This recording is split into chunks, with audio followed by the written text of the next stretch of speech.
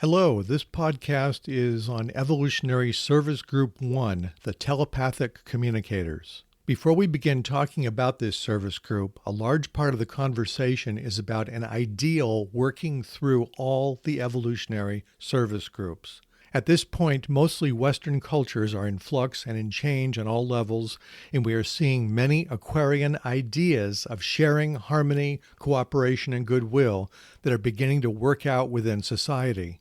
But of course, in many ways, we have a long way to go until there's a real harmony between the genders, the races, minority groups, and protecting the environment.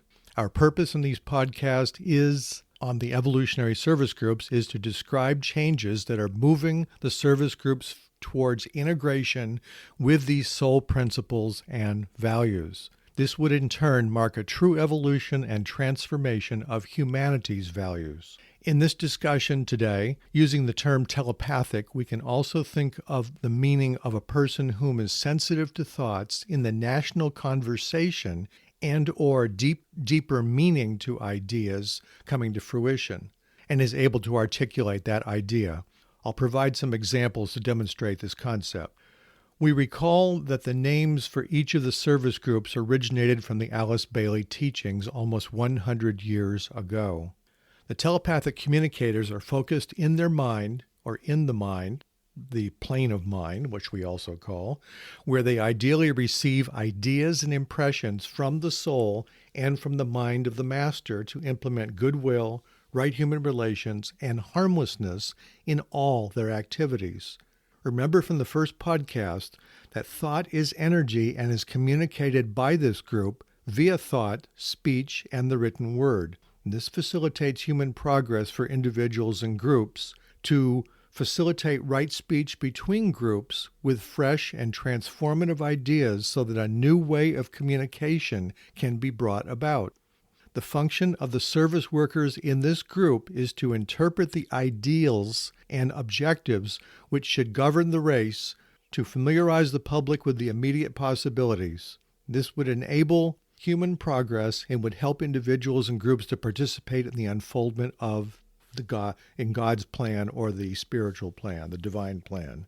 By these means, they will eventually awaken the masses with an intelligent response and an ardent desire to move towards working out the plan through the various service groups.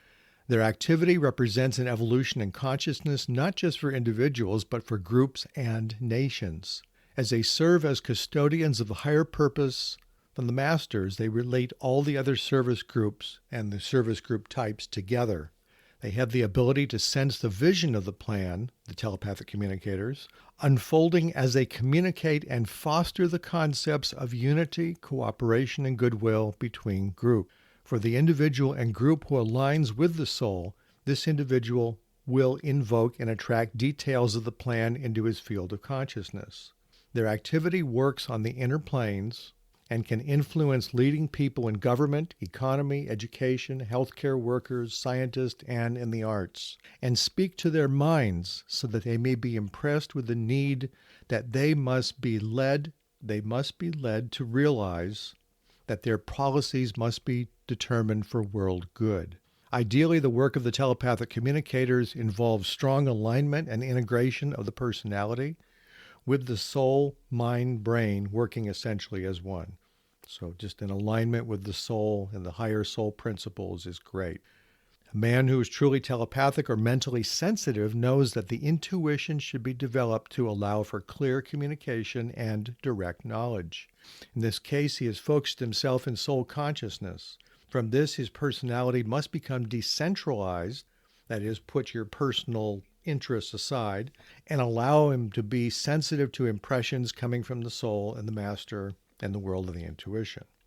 Members of this group can also receive telepathic impressions from other fellow co-workers who are thinking along the same lines, perhaps in collaboration, who are also working on the mental plane. As self-directors, they focus thoughts towards creating quality relationships for others to pick up. For example, in our current world, they might hold the higher concept of right relationship working out between men and women without any tinge of sexual harassment or superiority. So basically, men and women working together and seeing each other and sharing with each other as equals. As the spiritual worker aligns with the soul, he invokes and attracts details of the plan into his field of consciousness. We recall that from the first podcast that the plan is a blueprint of evolution for humanity in order for it to eventually evolve into a soul-focused entity. Let's talk about the influence of the think tanks and lobbyists, who are definitely part of the Telepathic Communicators group. Think tanks are institutions made up of subject matter experts who research and advise people in government, the economy, science, healthcare, education, etc., to address matters of vital importance to society. In many cases, they provide policy, such as concretized thoughts, on how issues should be resolved and go forward in government and industry. Their work is usually in the form of research and written and proposed legislation, regulations, and critical analysis that influence, again, politics, economics, education, and the arts, and media communications. In this context, the ideas that produce harmony and unity within society are coming from think tanks, and they're inspired from deeper inner subjective connections and places in the consciousness of these communicators. For example, they can be focusing on creating policy for carbon pricing or climate policies, on healthcare and education and reform, financial regulation and policies regulating technology. Between the United States and Europe, there are several thousand think tanks. Also in Washington, D.C., there is over 30,000 lobbyists who have a measure of influence on government and the national culture. Today, many of the ideas discussed by politicians and economists, particularly in the media, of course, originated from think tanks or lobbyists. They typically influence the leadership of all the service groups, although they exist with largely entrenched, politicized, and emotionally charged thoughts and ideas that are obviously, often biased toward conservative and liberal values, and not necessarily based on the needs of humanity at large. To help heal the rifts in politics and offset these entrenched thoughts, the service workers must come forward and provide nonpartisan ideas to submit to politicians and economists to define a new conscious, life-giving way forward. Some of the think tanks that exist in today's, here in the United States, the Brookings Institute, for example. Brookings their commitment is to institutional independence and is rooted in the individual independence of scholars, taking these from their descriptions on their website. Therefore, the institution does not take positions on issues. There's the Center for American Progress. It's an independent, nonpartisan policy institute that is dedicated to improving the lives of all Americans through bold, progressive ideas, as well as strong leadership and concerted action. Their aim is not just to change the conversation, but to change the country. The Cato Institute is an American libertarian think tank and established with having a focus on public advocacy, media exposure, and societal influence. Advocates have a limited role for government in domestic and foreign affairs. And then there's the Heritage Foundation, which advances the principles of free enterprise, limited government, individual freedom, traditional American and conservative values, and a strong national defense. Again, these are just quotes from the websites describing a sampling of think tanks here in the United States. Along other themes, the idea of telepathy also happens through communications and networks with projected themes and ideas. Technology also facilitates growth in humanity. So until approximately the 1970s, the Telepathic Communicators group's purpose was largely to facilitate world communication personality to personality. During that time, thoughts and ideas were communicating using the existing technologies then, which was telegraph, letter writing, print media, teletype, television, movies, print media, and radio. In the last quarter of the 20th century and into the 21st century, an explosion of communication occurred between people with the advent of more powerful technologies. The internet, Zoom, phone apps, Facebook, Skype, Twitter, Instagram, TikTok, email, and the use of personal computers and other modes of communication.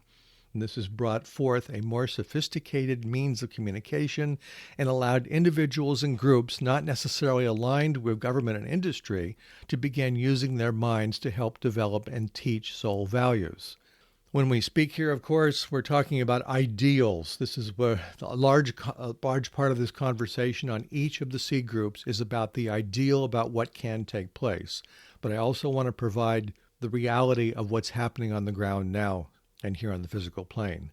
And again, we're talking about the desire for these groups who are soul connected, which is basically, it's part of the national conversation, the ideas that are part of the world society and culture, which is developing.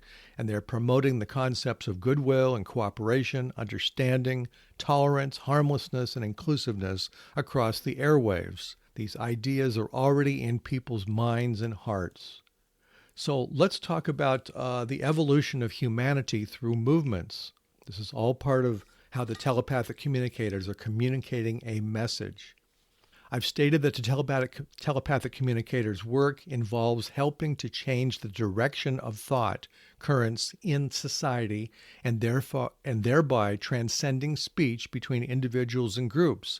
This will enable a new way of communication to be brought forth. Let's illustrate how the national conversation influences the actions through the following movements. The women's Me Too movement is calling out for an end to the patriarchal, bullying, chauvinistic male energies that have characterized a millennia of activity.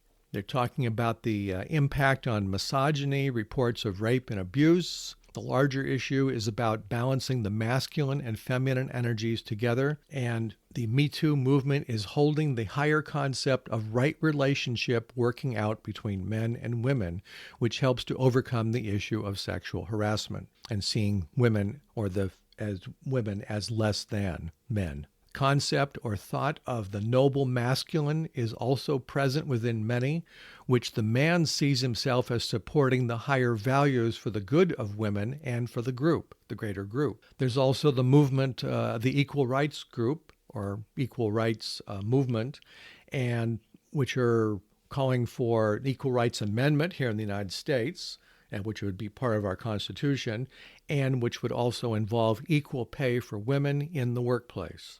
There's the Black Lives Matter movement. This is a group formed after police brutality and killings has taken place, particularly over the last 10 to 20 years.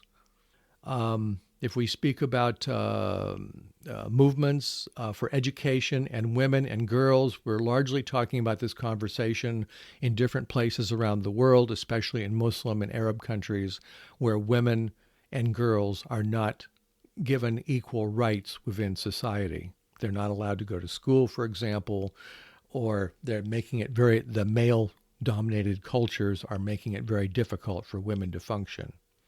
These movements are not just about issues we have on the physical plane, but they're about thoughts that are part of a larger national conversation of how society needs and should be responsible for its own well-being and for the planet. There's other society trends going on, which could also go into movements also. We're talking about racial equality and human rights for all minorities, and solving this problem by bringing all peoples, regardless of race and ethnic heritage, the same rights, both in a material and cultural sense. This thought of acceptance and tolerance in the public conversation is in essence the practice of right human relations. There's the concept of ending corruption. This is a global concept, although it is not practiced, of course. Since at least the early 20th century, subtle urges toward transparency, accountability, and integrity, and ending selfishness, greed, abuse of power within organizations. Organizations here can also be at a political or a governmental level, not just a corporate level. This is represented by instilling the demand for honesty across all organizations and institutions, and of course we're talking about all the service groups too. The concept of corruption has permeated the world communication in broadcast and print media for a long, long time, many generations. This is also an idea of ending selfish tendencies and working in cooperation toward a more equitable society focused on sharing its resources, including demanding equal pay for the same work. We'll talk about the movement, the environmental movement too. And here we have issues around countries and governments taking steps to negate all forms of pollution and destruction to the Earth's ecosphere and protect the Earth for future generations. This is a thought form that exists around the world, at the level of the United Nations, at the governments around the world. Individuals and groups and NGOs are working to direct public awareness with thoughts and ideas toward an attitude of the existing unity that exists between the human kingdom and the lower three kingdoms. Lower three kingdoms being the animal kingdom, the plant, tree kingdom, and of course the mineral kingdom. These are, we use these terms kingdoms in the theosophical context. Environmentalism for some is a new religion about man's connection with the earth and the concepts of interconnectedness, interdependence, and the legacy of environmental degradation we are leaving future generations. It's about protecting the animal and the plant kingdoms, as we talked about, and from environmental pollution. We can also involve protests on all issues regarding climate change, such as the work of Greta Thunberg, for example.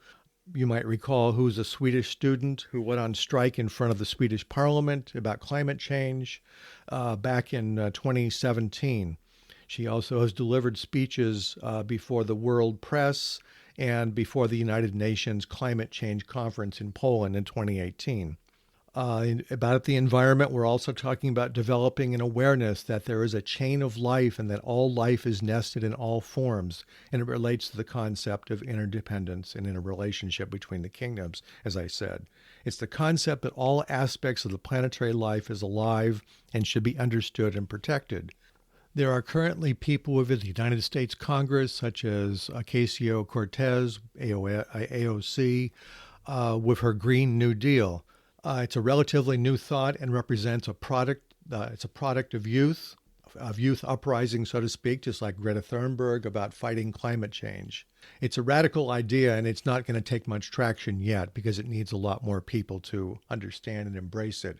But we understand that the thoughts of the inner and the outer planes presented by the service workers are also representing change for the plan's unfoldment, the divine plan's unfoldment. So ongoing efforts toward the establishment of peace between all nations. This is all part of a concept of what the telepathic communicators are working with too. In those areas where historically there have been tensions, such as the Balkans, Russia and Ukraine, North-South Korea, Syria, now we have Gaza and the Middle East. On a broader level, there is the principle of right human relations and goodwill and cooperation instituted across all humanity and all service groups. It's important that we have people speaking from all levels of society, from the people at the city council, the state government, up to the federal government, the president, the people in the cabinet. I mean, people around the world at the level of government should all be speaking on these principles. This is the concept. Another principle or concept that coming forward is the principle of sharing wealth and resources around the world, that it does not belong to any individual, any family, or any particular nation necessarily, but that it should be responsibly managed by perhaps the local community, perhaps the government, and then for the allocation of all peoples to use. This is a higher concept, and this is somewhere in the distant future. So we already are talking about sharing the wealth. In this case, we're talking about sharing vaccines to poor nations around the world. This is already happening through the Gates Foundation. Also helping refugees around the world with food, providing security and shelter. Let's change the discussion here slightly, and let's talk about the activities of the naysayers. Or in the theosophical terms, we talked this about the dark forces who want to not progress society forward. So this is the conversation we're having here. Very often when new and positive initiatives come up, such as a new thought or an impulse, such as with the environment and education, politics, democratic reforms, and related to civil rights, it's quite usually conservative naysayers that counter with doubt and want to keep major players in power to block change. They block that which is new and life-giving. This represents maintaining the status quo of entrenched materialism dominating. This is an involution. This is a concept of involution and not evolving for a growing society. So there are those groups and individuals that are aligned with the light and higher purpose, that counter with ideas of cooperation and goodwill and tolerance, and we can work it out together understanding. These spiritually minded individuals always work toward unity and are accepting all peoples as equals regardless of race, ethnic origin, and that we are all brothers working toward a spiritual ideal. The Tibetan master DK, who I talked about, it was some of the main voice for the Alice Bailey teachings and this 10-seed group concept, states that there are 3 different types of force in today's world that are clashing and that are slowing the implementation of the divine plan. The first one is a clash emanating from the holders of the old tradition. They do not want change. By their action or inaction, the destruction of those forms in a materialistic culture can take place. For example, those denying climate change, they refuse to change environmental conditions or even regulations in a community to prevent worsening conditions. Or they do not allow for the mitigating acceptance of the concept of climate change, and they want to stop any type of mitigating forces that could make things much easier in the future. The second force is describing or emanating from the inner group of mystics who, under the guidance of the planetary hierarchy, are building a new form for society. So we note that these so-called mystics are already creating group and organizations that are spiritually focused activities such as around meditation, health-mindedness, environmental awareness, and protesting government overreach in regulations such as protesting pollution in a particular area, like you had in Flint, Michigan, with the water being a problem. The third force in the clashing in the world today, so to speak, is emanating from the masses who belong to neither group and are wielding force, but yet blindly and often unwisely, and thus create chaos. And until such time comes when they can recognize those constructive channels into which energies can be widely poured. So this is also based on communication too, that they understand that there's different ways to focus their energy and for their help. This can be done through the airwaves, through politicians, through local action groups to help with a particular project that's going on. Let's shift gears again and let's talk about the work of the telepathic communicators from a cultural and philosophical perspective. That is, this will be outside of government and think tanks. There are thinkers such as Derek Jensen, who wrote the book Endgame. This book is interspersed with ideas that he describes as an inherent unsustainability of civilization. In this book, he asks, do you believe that this culture will undergo a voluntary transformation to a sane and sustainable way of living? Nearly everyone he talks to says no. His next question is, how would this understanding that this culture will not voluntarily stop destroying the natural world, eliminating indigenous cultures and exploiting the poor and killing those who resist, and shift our strategy and tactics? The answer, nobody knows, because we never talk about it. We're too busy pretending the culture will undergo a magical transformation. In his book Endgame, he says a shift will happen through strategy and tactics. This can be compared to what Greta Thunberg is doing with climate protests, as I described earlier. Another cultural and philosophical perspective could be with South Africa and their former apartheid transformation. This was partially the result of a changing of thought current on the inner planes. There was the movement to end apartheid, had a chant, or they had a phrase that they were focusing on, I am because we are. And this is from Ubuntu, is a foreign concept meaning I am because you are. It embraces the idea that humans, the black culture within South Africa, cannot exist in isolation. And so it is with humans who depend on connection, community, and caring, simply that we as humanity, individually or collectively, we cannot be without each other. This philosophy requires a conscious shift in how we think about ourselves and others, especially at a time when our nation is more divided than ever.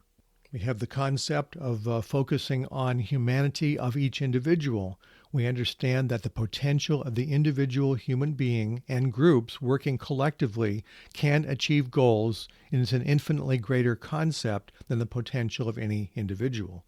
So we strengthen the concept that people can work together collectively toward having a vision or making something work out. Some scientists believe a new vision or systems theory is needed in how we should look at the world.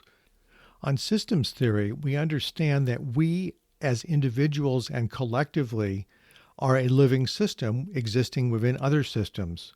And if we can learn to perceive that our current crisis and crises, that we will be able to develop a crisis of perception.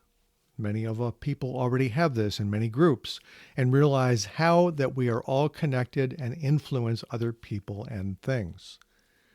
We need to have a new vision, a vocabulary, and concepts to tackle humanity's problems.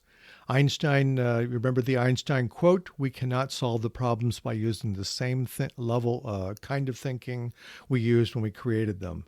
When we create these new ideas and concepts, we can then rectify the problem of overpopulation, for example, sustainability versus unsustainability, food supplies, water resources.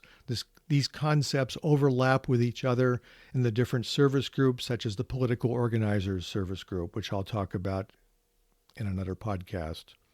We're talking about systems theory. We need to neutralize the concept of the proliferation of arms that are sold by wealthy nations to whomever wants them, whether individuals or nations. And obviously, the proliferation of arms sold to neutral entities causes a major security risk for many countries around the world.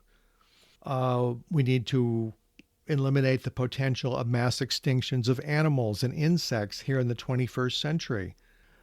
We need to learn about the effects on habitats, the use of pesticides, poaching through creating national conversations, and not just in isolation, such as within a focus group, such as the scientists' focus group only, but this needs to be raised to the level of the political level so that it goes before a world conversation on these issues. Because if you allow the habitats to be damaged or destroyed, the bees cannot populate the food cannot be properly pollinated, therefore the food cannot be grown, and therefore food supplies become in short supply in the future. Overall, members of the Telepathic Communicators group can influence the direction of thought currents and direction by helping to relate these ideas and thoughts to illuminate the minds of advanced thinkers, policymakers such as politicians, and people in industry.